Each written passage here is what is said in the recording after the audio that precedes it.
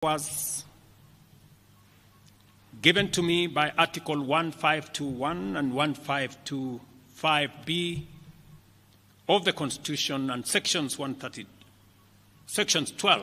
of the Office of the Attorney General's Act, decided to dismiss with immediate effect all the Cabinet Secretaries and Attorney General of the Republic of Kenya, of the Cabinet of Kenya, except the Prime Cabinet Secretary and Cabinet Secretary for Cabinet Secretary for Foreign Affairs and Diaspora Affairs. And of course, the Office of the Deputy President is not affected in any way. I will immediately engage in extensive consultations across different sectors and political formations and other Kenyans,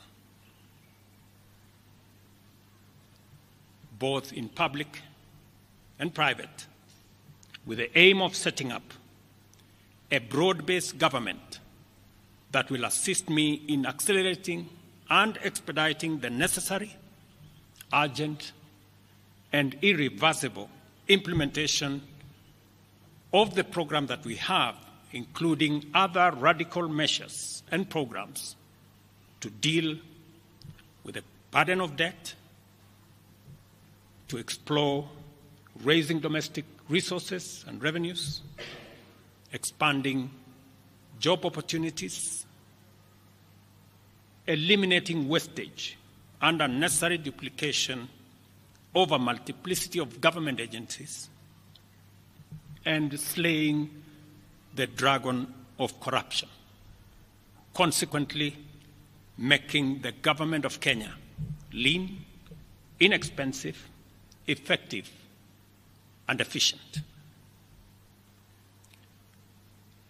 During this process, the operations of government will continue uninterrupted under the guidance of principal secretaries and other relevant officials.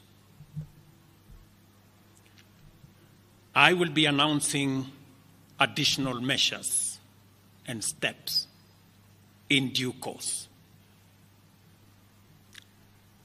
Thank you very much, and God bless our great country, Kenya. Asanteni sana.